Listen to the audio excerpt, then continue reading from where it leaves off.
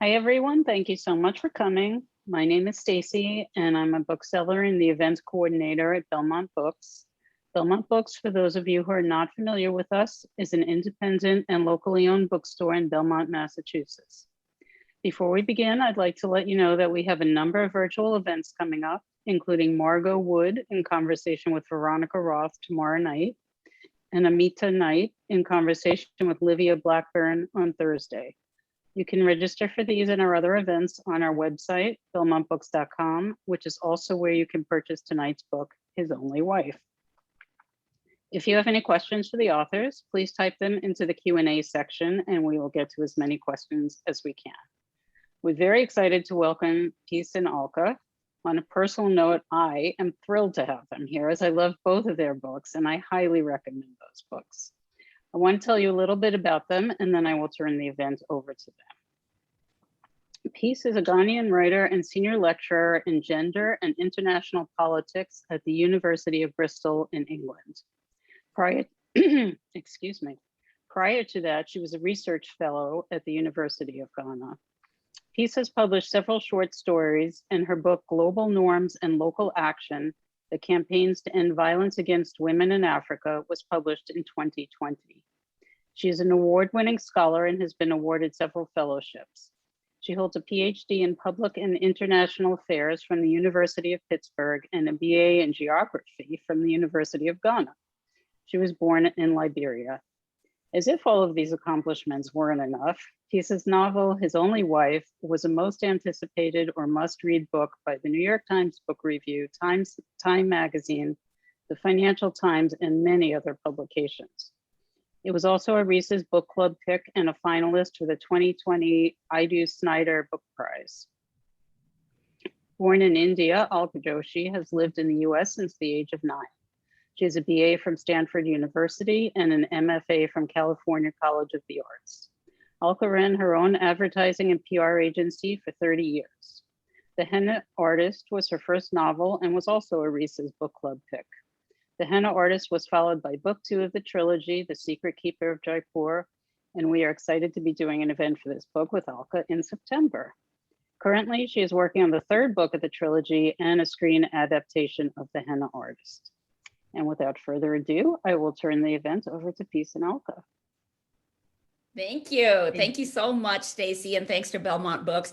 And Peace, I'm delighted to be here with you. I also noticed in the background here that I can see on your living room that you received the same thing that I received, which is a sort of illustrated version of the cover of your book behind you. Is that what it is?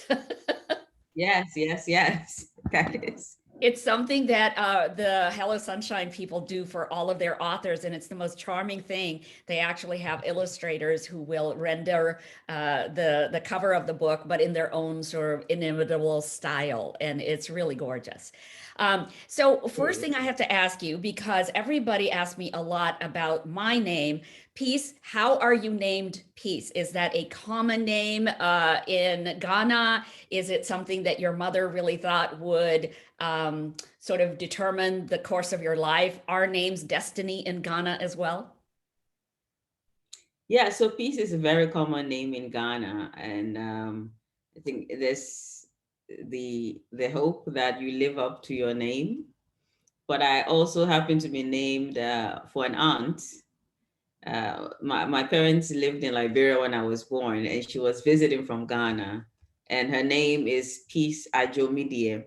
So there are actually 2 people with the exact name in my family. Oh, wow. They named her entire name is your name as well. That's amazing. Well, yeah, so my middle name means born on Monday. Oh. So a girl born on Monday is called Ajo, and she also happened to be born on Monday. Oh, that is so interesting. Oh my gosh, that's amazing. When I asked my parents what my name meant, they said a lock of hair. And I said, that's not very sexy or interesting. Like, what? A lock of hair?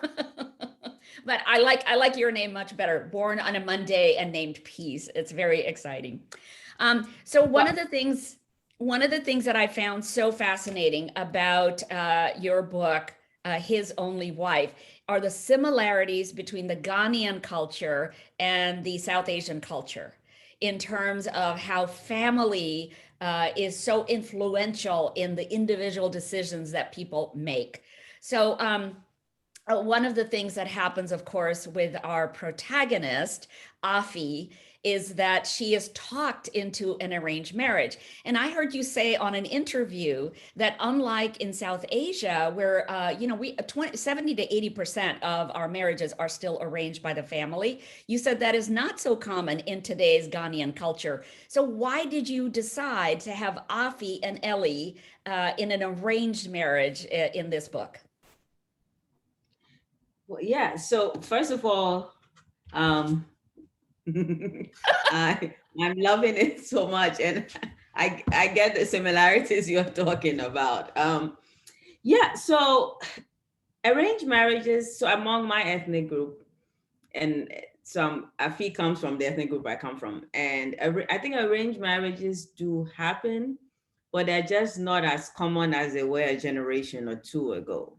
So, for example, I thought I didn't know anyone who had had an arranged marriage until my father corrected me. I was like, no, there's one person we know.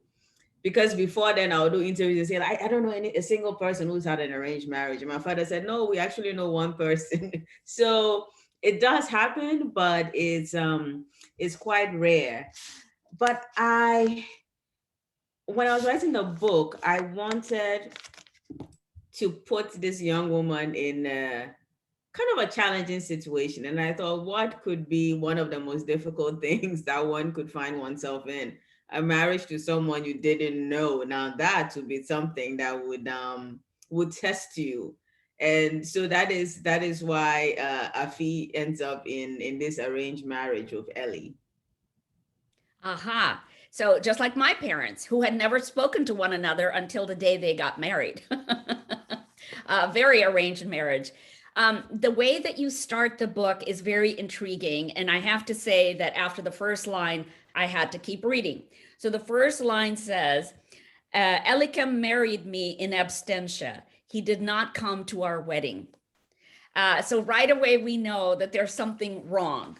We don't quite know why he couldn't make it to the wedding, but we can have all kinds of assumptions now about why he couldn't make it to his own wedding. So why don't you tell us, how did that first line come to you? Was it a stroke of genius, or was it something that you came to after you'd written other portions of the novel and then you went back and rewrote that first line? How did you come to that? Yeah, so the interesting thing about when I was writing this book is, when you're a first-time writer, you're not even sure the book will be published or read by anyone.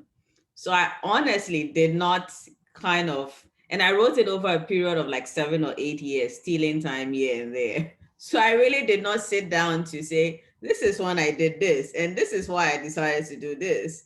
So actually, when I was asked that question, I've been asked that question many times, and I had to go back in my files and look at when I first introduced that line, look at really early drafts.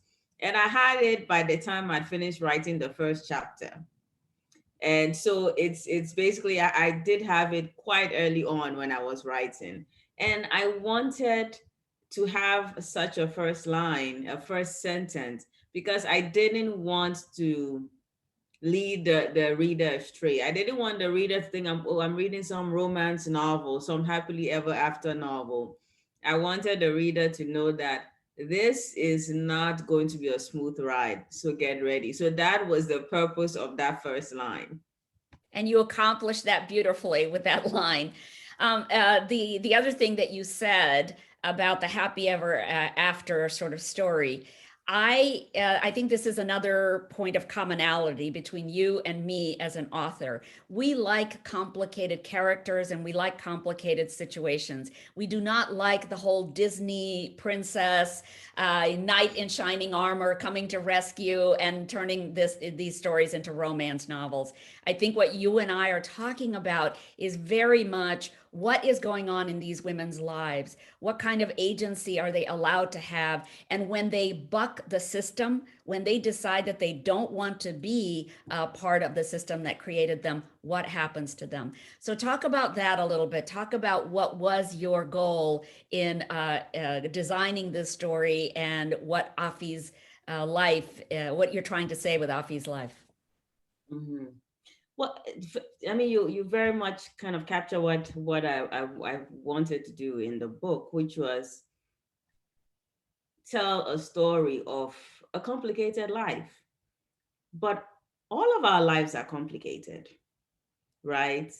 And there are all these ups and downs. I mean, in this book, Afi is a character who is growing and coming into her own and finding her voice. And I think it could be tempting in writing such a character to make it kind of an upward trajectory where she keeps making progress.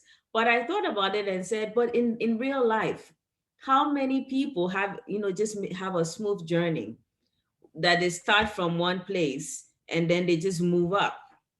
And I think it's more realistic that in life, as we grow, as we make decisions, as we come into our own, you make some progress, and then you might kind of have to step back a bit. So you are taking maybe two steps forward and a step back. Yeah. And that is just the reality of growth, and that's the reality of maturity. And I wanted to capture it. And at the end of the day, it makes for it makes for very frustrating reading where you're like, oh my goodness, Afi, can you just stand up and do what needs to be done? In fact, when I was writing, there were places when I shook my head and said, oh goodness, Afi, why are you doing the things you're doing? But that is reality, right? That is just how we live our lives. Mm-hmm. And I wanted to capture that reality. Yeah. But I mean, we both talked about like a happy ending. And something that I've said is I think there's a need to reconsider the idea of a happy ending. Because what exactly is the happy ending? Is it only a happy ending when a woman ends up with a man in a very conventional, traditional sense? Can there be other forms of happy ending? Can there be a happy ending where there's no man in the picture, where there's no partner in the picture? Because I mean, often, for many people, not having someone is when they're happiest, being by themselves and having the freedom. And sometimes being by yourself means freedom, it means safety.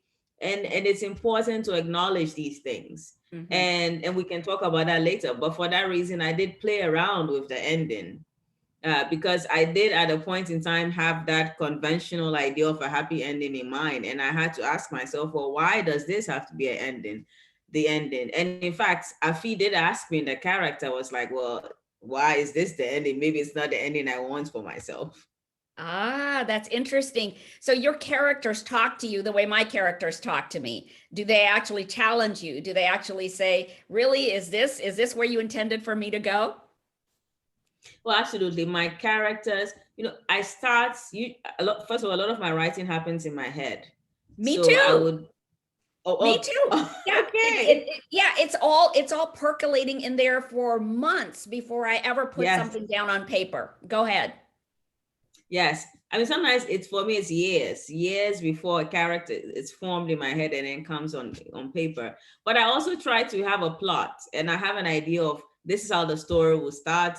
This is what the middle will look like, and this is what the end will look like.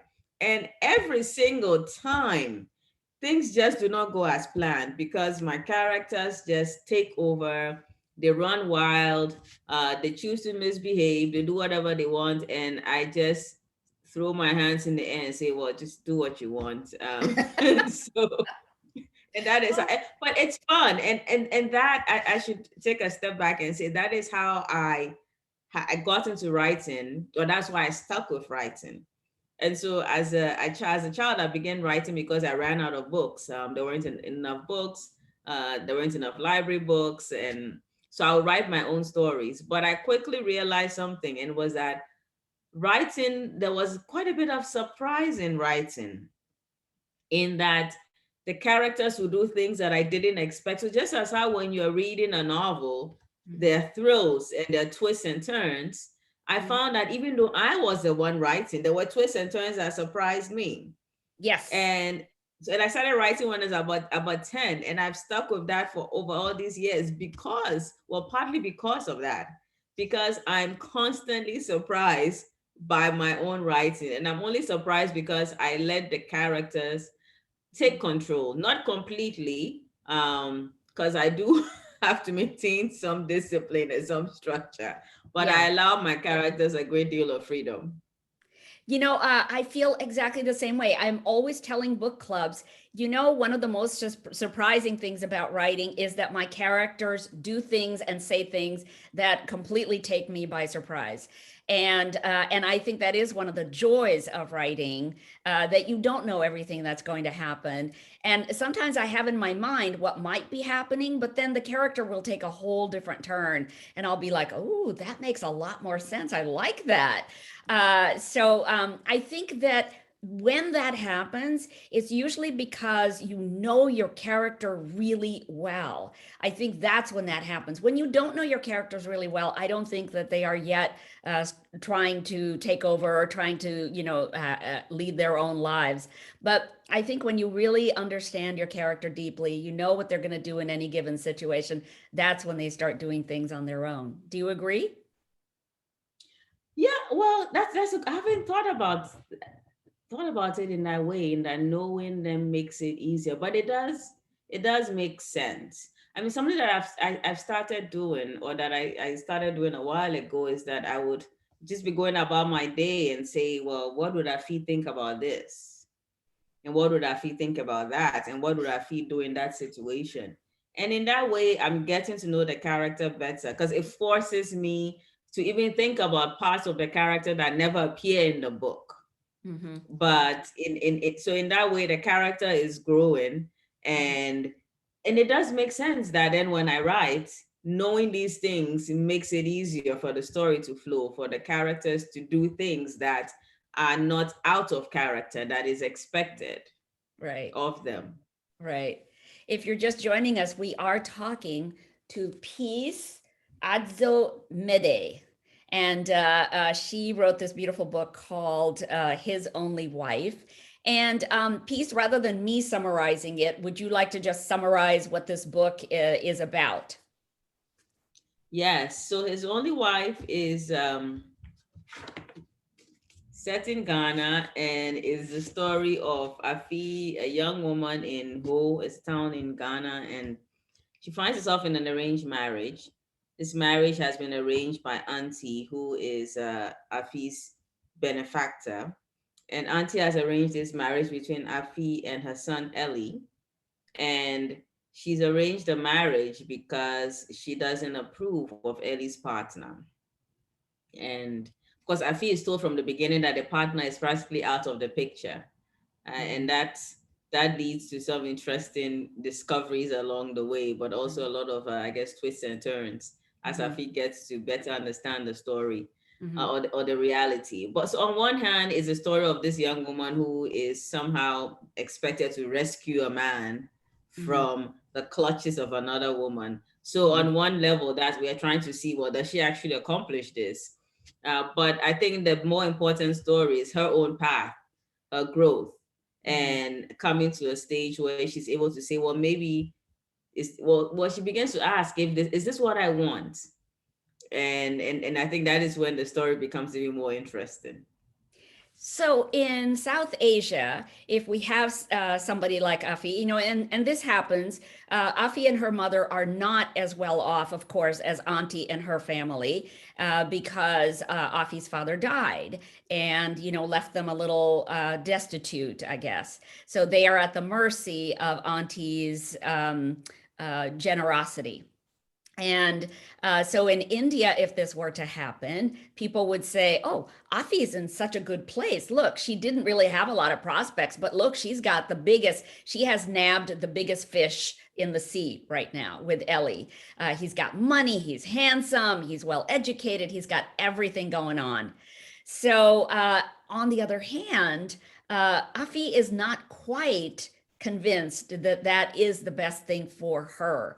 And I want you to talk a little bit about what it's like for a woman who is saying that despite what everybody else around her thinks is the best course for her, she is maybe deciding, I don't know. I don't know if this is the best course for me. What makes Afi the kind of woman who says, I'm not sure that what everybody else thinks is, this golden goose I have captured is really the best thing? Mm-hmm. Well, I mean, so the first point about what happens to that kind of woman, what does society say to that kind of woman who dares to say or dares to question what is thought of as uh, something she should be excited about and something she should be grateful for. And I should say, I don't think it's only whether it's in Ghana or Africa more broadly or in Asia. I think anywhere in the world, if if you are someone without money and a door opens for you where you have the possibility of wealth, I think, and then you turn it down. I think even in America, there'll be people who will say, "Well, what is wrong with you?" What's wrong with you? Yeah. I mean, it's not like they are going to, do something. And Afi's mother says this, like they're not going to torture you, something to that effect, right? You're not going to go and suffer. They're not going to starve you. So why are you going to turn all of this down? So I think wherever you find yourself, if you even questioned such an opportunity, there will be people who ask you, who wonder why. But on what I think Ghanaian society would say, I've spoken quite a bit about this, and I said, when I was writing the book, I wanted to write about this respectful woman.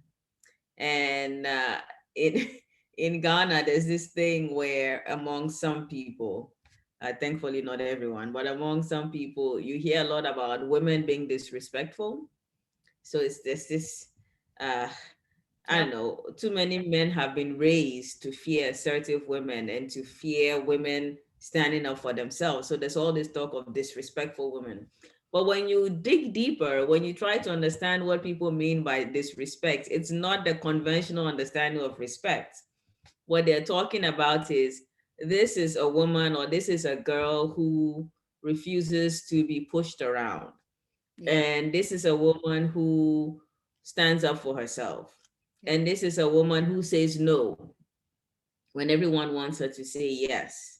Yeah. Right. And so basically anyone who does not, any woman, and it's especially harder for young women, who doesn't do as she's told is disrespectful. Right. I've honestly, I've never heard of an older man in Ghana being described as disrespectful. I've never heard it. It doesn't happen in find, South Asia either, or in any other patriarchal society. Yeah. And if you ask me to list the most disrespectful people I've encountered in life, they are mostly older men, not young women.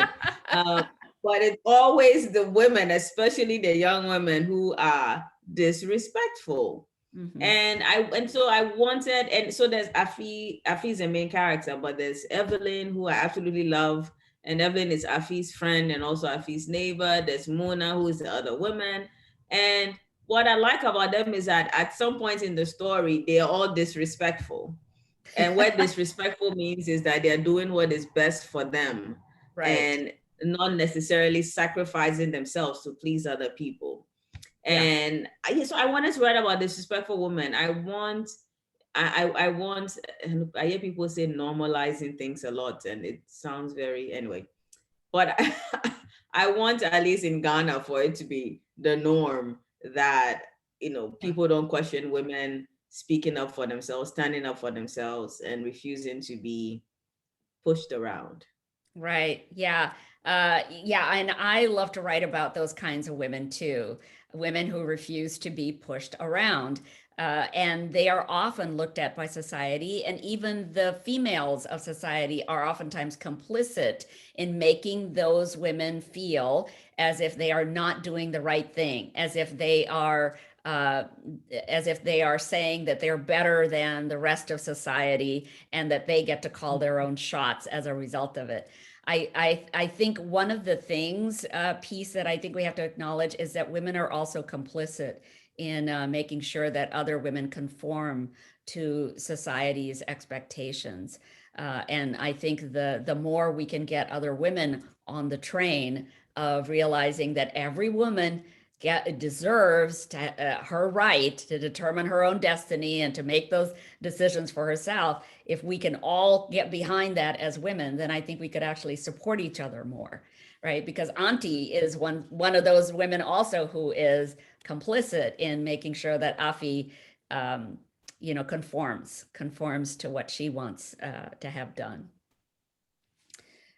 One of the things that you do in this book, and that I love to do also in anything I write about in India, is you talk a lot about food, as if food is a way of Afi snaring Ellie back into her nest. That she wants to cook all the right foods to be able to say, look, I can do this for you. I am a traditional Ghanaian woman. So tell us a little bit about the kinds of foods that you put in the book that are meant to, entice Ellie back into her fold. Mm-hmm. Yeah, so food plays an important role in the book. There's a lot of writing about food, and I think partly because I think about food a lot, and maybe I was hungry part of the time I was writing. I wasn't in Ghana, and when I'm not in Ghana, I think about Ghanaian food all the time. So some of that kind of appeared on the pages. But more importantly, I think food plays a key role in Ghanaian society at all events, all occasions. There's food, and among many groups, there are specific foods for specific occasions. And I did want to capture that.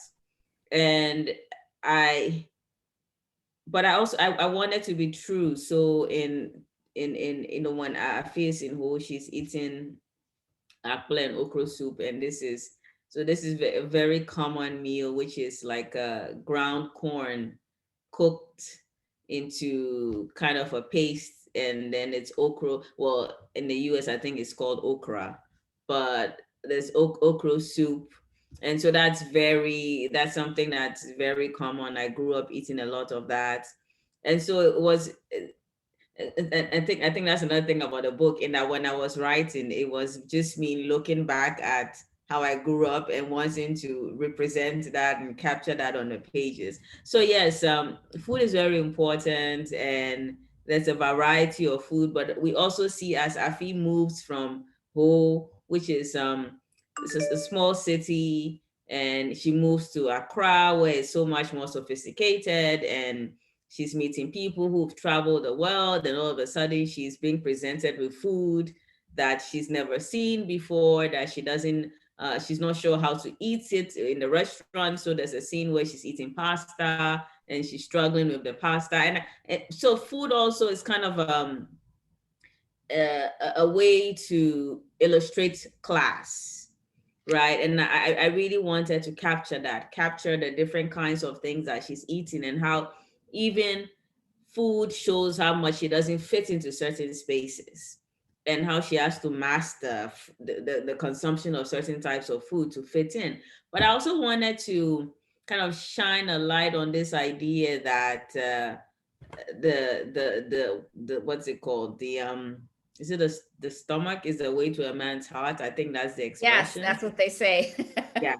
So and there are a lot of people who really believe that strongly. So you're supposed to be an excellent cook, and that is how you win a man, and that is how you keep a man. I think among this, I mean, I don't think, maybe not everyone, of course, everyone believes that, but I think many people believe that. And I really wanted to show how that really often doesn't work out in reality. Yeah. That doing the cooking and the cleaning and being submissive and being always available sexually, physically, in every way does not guarantee you the man.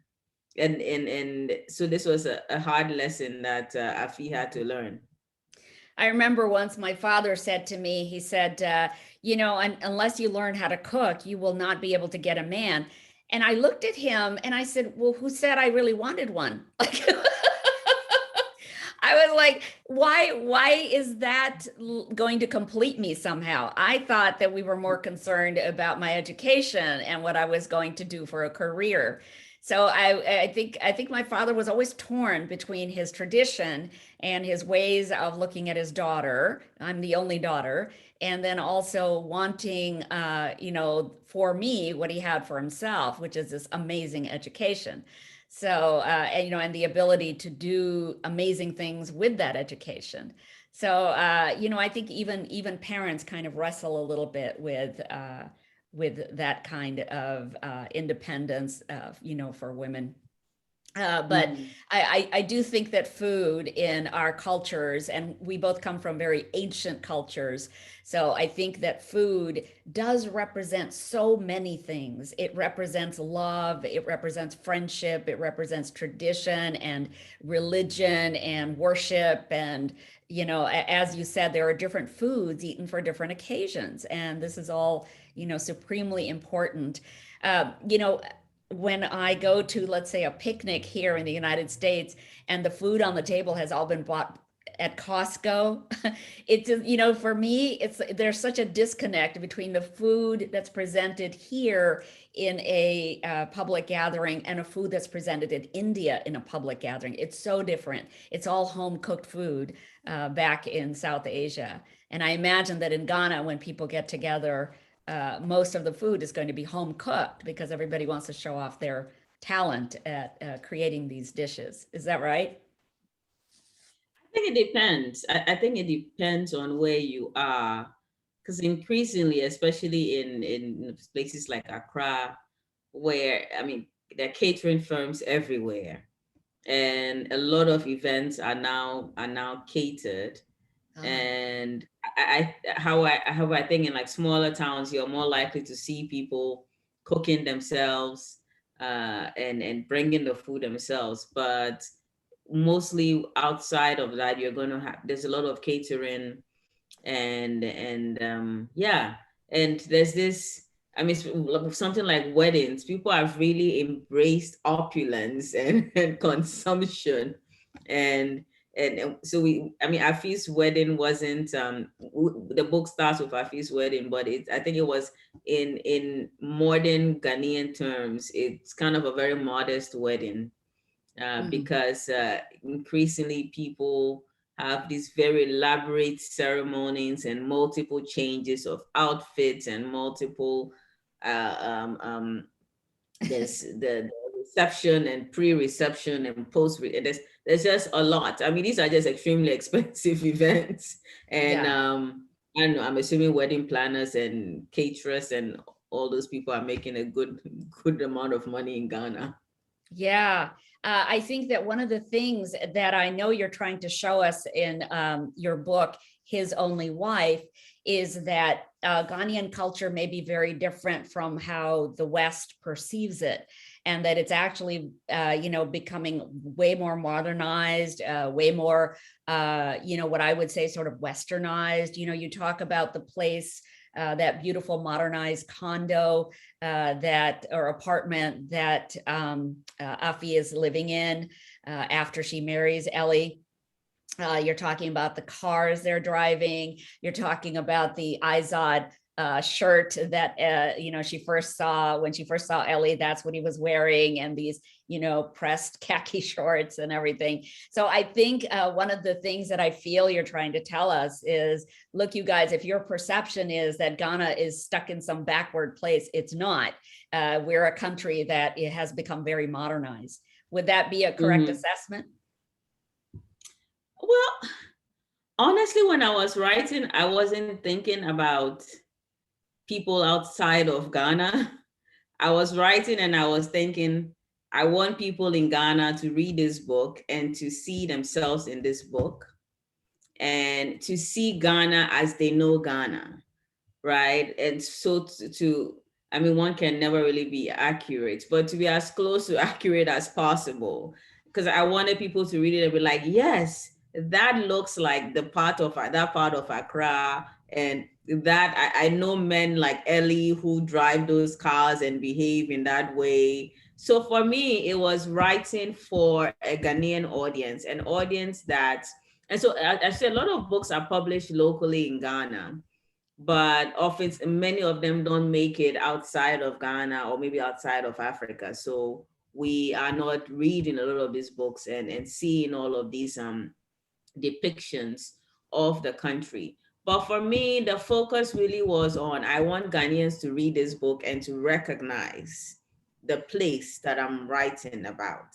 And I did hope that people outside of Ghana would read it as well, and that they would, I used to think learn, but now I don't even like talking about people learning from my fiction, because I'm like, if learning is all about my academic writing, I leave the learning for that.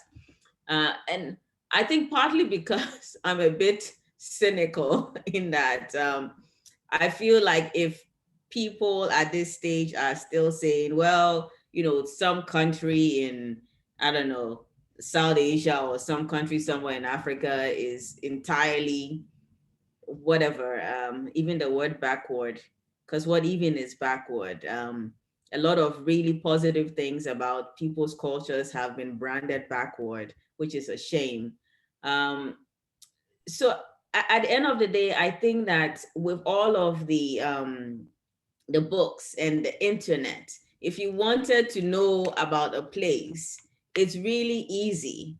I mean, so if someone is sitting somewhere and thinking that Ghana is this place that has absolutely nothing, then I feel like that is a choice. That is a choice that that person has made. And I'm really not concerned with educating that person who has decided to ignore all of the information out there. You just have to Google Accra, right? You Google Accra and, and then you will see what Accra looks like. So I'm really not concerned about teaching that person about Ghana. I just want Ghanaians to read the book and be like, yes, that Accra looks like the Accra that we know.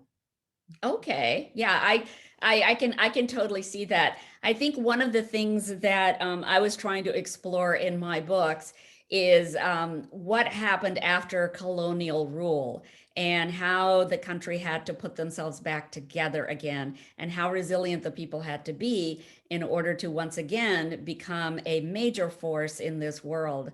So for me, writing this trilogy that I'm writing about India is really for me to educate the West about the many stories of the place that I am born in and am from. For me, it's very important for the West to recognize that we all come from this very ancient culture that still has a lot to teach the West and that has taught the West a lot. And the kinds of questions that I'm always asked about India sometimes seem so, they seem so simple. They seem so, such a misperception of what my country is about, that they are constantly reflecting back to me that they think India is some backward country, that we don't even have cars, or we have cows walking the streets everywhere. How can we stand that? There are lots of misperceptions about my country that I want people to understand. So I thought that maybe you were trying to do the same thing, but it sounds like your goal was really just to say, hey, Ghanaians, get wise about we women who don't want to toe the party line. Well, I will say this: if somebody reads the book and somehow thought Ghana was whatever they thought Ghana was, and they read my book and they were like, "Oh, it's different," that in itself is a good thing, and it's a bonus, and I'm happy about it. But when I was writing, it was this. I remember constantly thinking, what will Ghanaian women, and of course, there's not like one kind of Ghanaian women. There's like a diversity of Ghanaian women. So that in itself is an issue. But I was like, what will Ghanaian women say about this book? What would they think about it? Is this a book they would enjoy? And I remember I finished writing the book and I gave it to a bunch of my friends, my sisters, and I said, so what do you think? Would you do what Afi did? Because one of my concerns was I had forced my feminism on Afi, and I didn't want to do that. And I thought, okay, are her decisions realistic? So I remember going to a friend and saying, so do you think women in Ghana would do what Afi did? I was really concerned.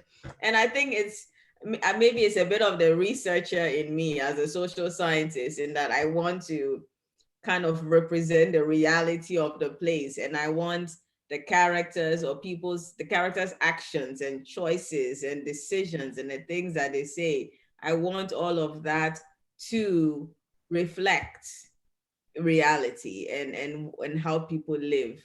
And so I was very concerned with that. But I also absolutely love the fact that there are people who maybe they've never thought about Ghana before. And then they read this book and they're like, oh, Ghana. I've heard people say, now I want to visit Ghana because I read your book. And for me, that is a very good thing. And I think it's great. But when I'm writing, at the front of my mind, especially his only wife, when I was writing, I kept thinking, what will Ghanaian women say about this book? So they were my primary audience. Aha, okay. And so now that the book is out, what are Ghanaian women saying about your book? Yes, I've gotten really good feedback.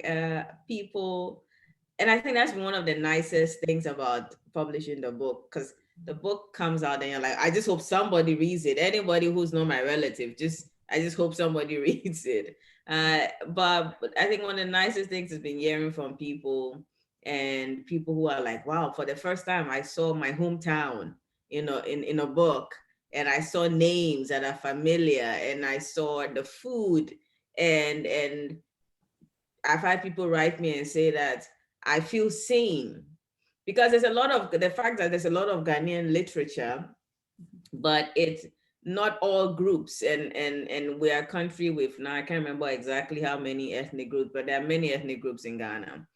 And so you can read Ghanaian literature and some groups do not feature at all, or there are just a few books about some groups. I mean, I grew up in Ho, where Afi grew up, and I don't remember ever reading a book set in my hometown.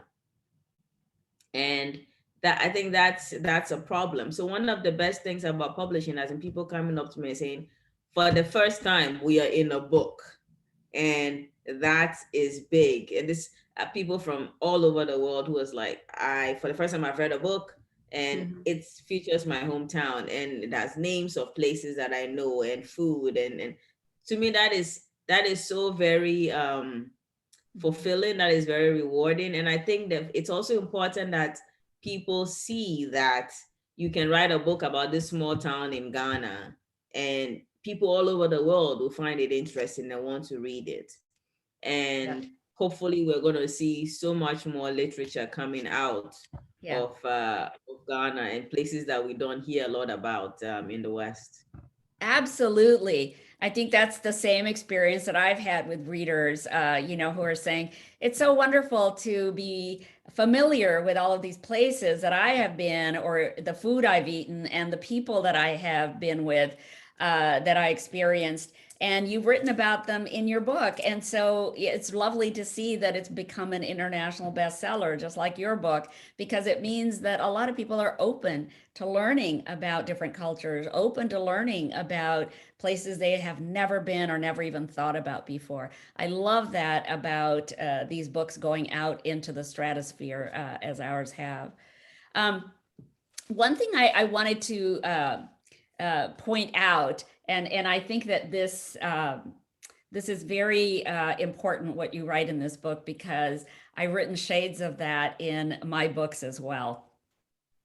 Everyone knows that a person is nothing without family, even a family headed by a selfish man.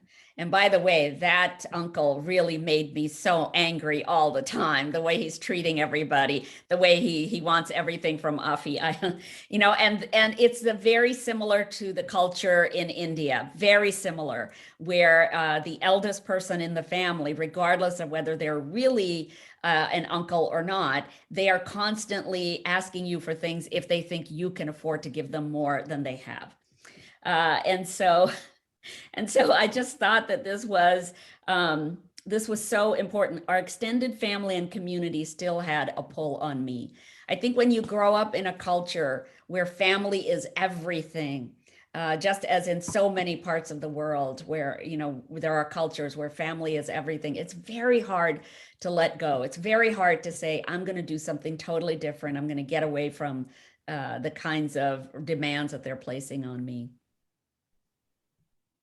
Yeah, absolutely. I mean, culture and family is so very important. And I've had discussions where people have said, well, I don't understand why Afi was like listening to these people. Why didn't she just stand up and do what she wanted and didn't why did she have to apologize? And but I think when you live in a society where I mean, it's not only family, it's even people who are around you, people who live around you.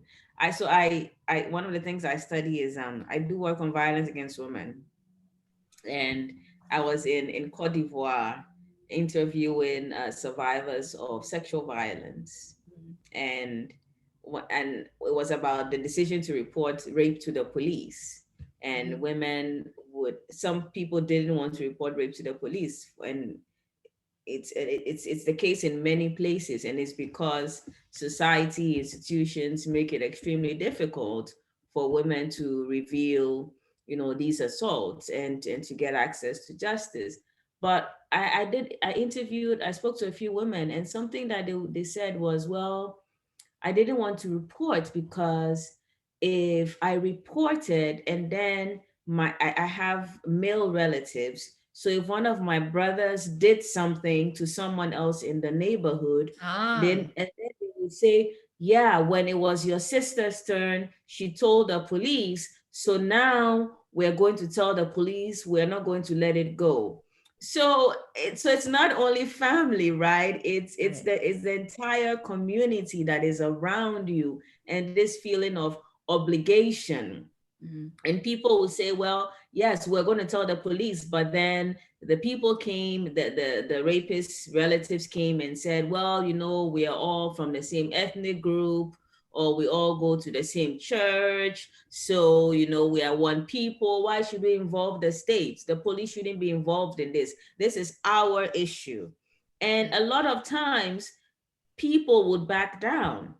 So women would say, I was going to report, and my parents said, well, after the rapist family came, you know, my parents forced me not to go to the police. And so, and anyway, this kind of a long, a very long way of just illustrating the importance of not only family, but also of our communities. And I think that, and especially in very small communities, I think if you live in a community where if there's a fire and you know that if you call the fire service, they're not going to show up. Or if they show up, they will say, well, we don't have water to put out the fire. You need your neighbors, right? You need the people around you. I think if you live in a place where if there's a fire and you know that if you call 911, the fire service is going to show up, you can afford to say, well, I don't need to smile with my neighbor because I don't need them in an emergency. I know it's much more complicated than that, but I'm just trying to illustrate the importance of family or community in many societies in ways that people might not understand in other parts of the world. Yeah, I actually completely understand what you're talking about, because here in the United States, I lived in a community like that, where the fire department and the police would not be completely at your service. And so the neighbors were very loath to tell on each other. We're very loath to report on each other because they needed each other in those kinds of times. I can understand completely what you're talking about. Mazuba has a question for us. Peace, do you envision a sequel to the book? I've thought about it, but I have a list of like 8 books to write. Wow. Academic and non-academic, and none of them is a sequel to this book. So that is to say, I've thought about it. I've thought about their life after the book ends, but I'm not working on a sequel. Okay. And she says she'd also like to see your book as a film. Is that a possibility? Well, so it's been optioned, and hopefully it will be a TV series. I'm keeping my fingers crossed, because I mean, I would love to see it on screen, and I would love other people to see it on screen. And also, I think something that a TV show allows is to explore the lives of other characters and in more depth, in ways that I wasn't able to do in the book. Right. Right. And what do you hope that young women in Ghana will take away from either the TV series or your book, His Only Wife? Oh, I hope they'll become more disrespectful. No, but I mean, what I want, I'm even for myself, because I feel like I'm not sufficiently disrespectful. I'm working towards it, but that people will be able to stand up for themselves, that people would be able to, step on toes when necessary. And because a lot of the whole talk about respect is really getting people to often even do things that are harmful to themselves, because it pleases someone else.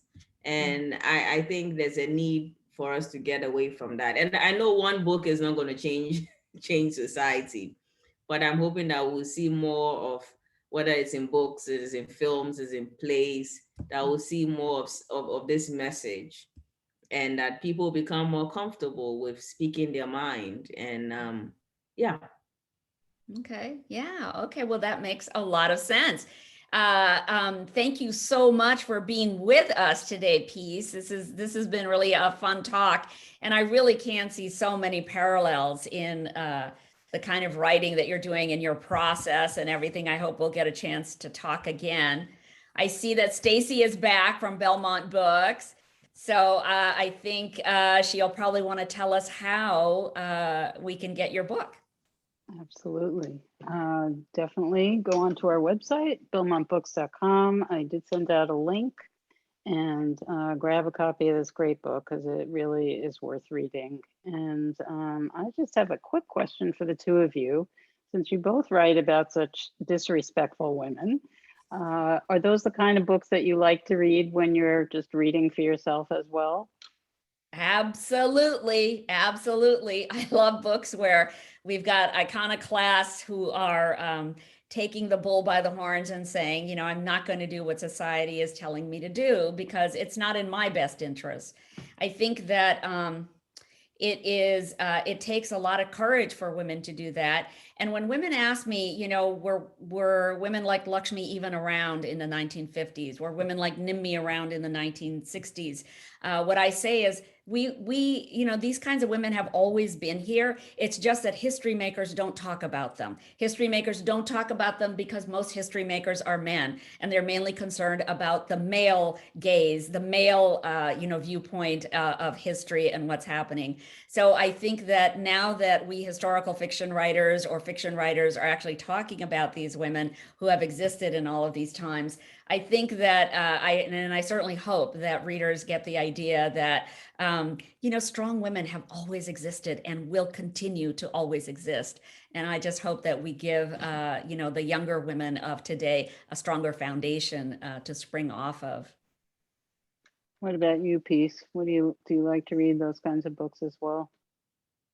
I do, but I also like to point out that there's even in history, and Alka, you're right that we often don't hear about women in history, and it's globally. We don't hear enough about women, and women's roles are often ignored. Their contributions are often ignored. But even then, I think when we do hear about women, it's women who have done these really phenomenal things and just amazing things. They fought wars, and they fought against oppression, and these are also very important, and those women deserve recognition. But I feel like everyday women, just regular women living their lives themselves, are just doing amazing things. I think being in a society where everyone is telling you to do something and you stand up and you're like, nope, I'm not going to do it. Mhm. It might not change the course of history in any way, but that in itself is magnificent. And for me, and so in my scholarship, I'm interested in the women presidents and the women who fight wars, but I'm also interested in the woman who wakes up and says, you know what, I don't have a formal education, but I want to do these things for myself and do these things for my family. And even though it's extremely difficult, I'm going to do it. And those tiny victories, those victories that people don't remark on, that will never be written about, those victories are what drive society. And I Right. want to capture them in my writing. Right. That's And great. that's fantastic. That's another commonality you and I have. I don't think women have to do tremendous things. They just have to do the right thing for themselves. Yeah. Okay. Thank you. Absolutely. Yes, thank you. Thank And you. one of our audience, June, says, Peace, I love that view. Thank you for articulating it. And I thank you Thank to you. both of you so much for this. What a wonderful conversation. And I thank our audience members for coming and listening. And we hope to see you at future events. I hope everybody stays safe and has a great night. Bye. Thanks, Peace. Thank you, Alka. Thank Bye, you, Stacy. Stacy. Bye.